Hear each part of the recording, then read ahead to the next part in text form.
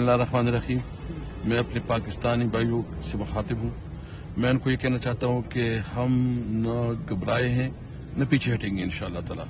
हमने कानून और आइन की बालादस्ती के लिए जद्दोजहद जारी रखती है और ये इलेक्शन हम किसी तमाम वर्कर को कहते हैं कि आपने किसी तरह भी किसी की उस पर नहीं आना है कि कोई तशद्दुद करे। आपने अपनी सियासी जद्दोजहद पुरअमन तरीके से और कानून के अंदर रहते हुए करनी है।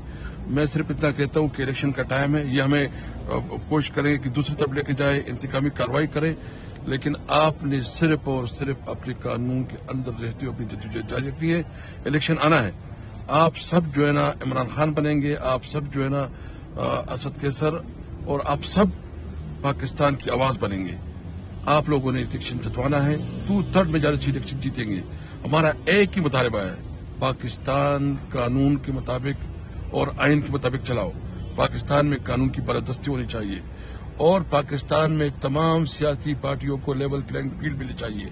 जिस तरह ये सियासत हो रही है, जिस तरह इलेक्शन के लिए तैयारी हो रही है, ये कोशिश कर रहे हैं कि एक आदमी को इन्होंने पहले से वज़ीर-ए-आज़म डिक्लेयर किया हुआ है, जो कि इंशाअल्लाह अवाम उसको पूरी तरह शिकस्त देंगे।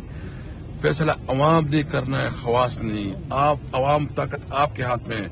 आपने पाकिस्तान के साथ देना है, इमरान खान का साथ देना है और इंशाअल्लाह पाकिस्तान में कायदम का पाकिस्तान बनाएंगे इंशाअल्लाह।